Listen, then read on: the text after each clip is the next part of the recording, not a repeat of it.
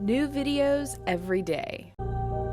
Life, wisdom, psyche truth, massage. This is Athena Jezik, and we're back doing another Valentine's Day massage video, and we're going to work on the stomach. So it's a good thing she ate well last night. Her lymph is flowing well. So I'm going to ask you all to let us know what kind of treats you like for Valentine's Day. If it's chocolate, or if it's chocolate covered something, or whatever. So let us know.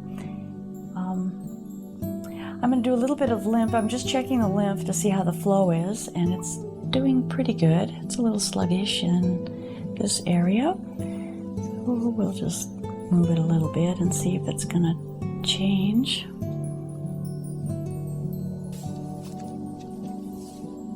And again, this is to feel the mapping of it, and it is. That's all it took to get it to go.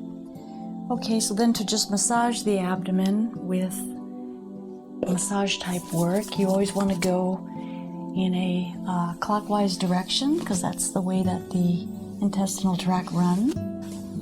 You don't want to go in with a lot of deep pressure, but you want to be engaged with the tissues. And so you can just make a circular motion. It's good to start right here. That's where it goes. Although, after studying the lymph work, I think it's actually better to work it here and move backwards so that you open up the avenue of the flow. That's a lymphatic mindset. It's a way that lymphatic work is taught, to open up the space before you move into it.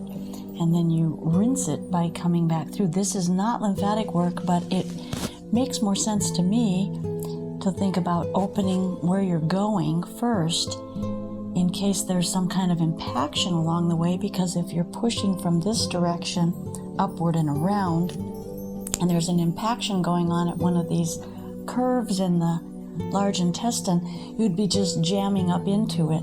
So it makes sense to me to start at the other side, and even though you're moving clockwise, you're kind of moving counterclockwise, if you can see how that works. So that's for the large intestine. And then the smaller intestine, there's a mesentery, and there's some other structures around these organs, but here you can lift up a little bit through here and knead it somewhat. And again, you want to knead it in the general direction of going clockwise. And this is just the things that I do that I've noticed has been the best way to open up people's digestive systems.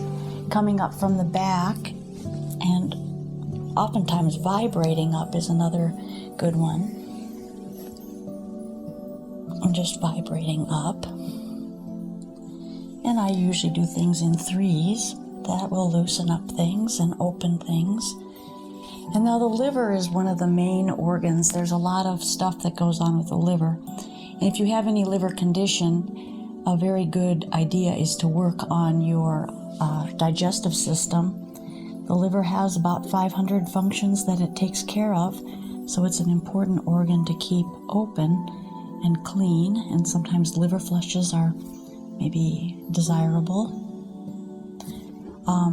Here I'm just checking it a little bit lymphatically and giving it a little drain, as well as palpating it in a more massaged way. So when you know and have mastered a couple of different modalities, you can blend them. I do not recommend blending them, though, until you know which each modality, how it works, and how to get the technique proper, so you can move from one to the other and you're not just hodgepodging things together. The liver is soft, it's nice, you want to drain that up, and then just keeping on going around. There's really not a whole lot to do with the abdomen. The lymph will flow in that direction, the quadrant direction, so you can, if you have some of the lymph skill, you can work that a little bit as well. But basically, we want to have a healthy digestive tract, and to have it stimulated is always good. You can tell a lot by a person's general health, by the health of their digestive system, that and the liver. So with that, let me show you one more little thing. It's called a recoil, and it just helps the intestinal tract. You're actually interfacing with your hand, and as you interface, you're taking a skin stretch in the opposite direction, and you can kind of feel how it winds down into the organs, and you just keep on moving it. You're not pushing hard down into the stomach, you're staying connected to the skin, and once you get a nice tight twist on that, then you just let it go real quick and it'll recoil back. That's a good way to move fluid around and to move some other stuff. So there's just a little hint for you, any of you that need to try that. Okay, there we have it.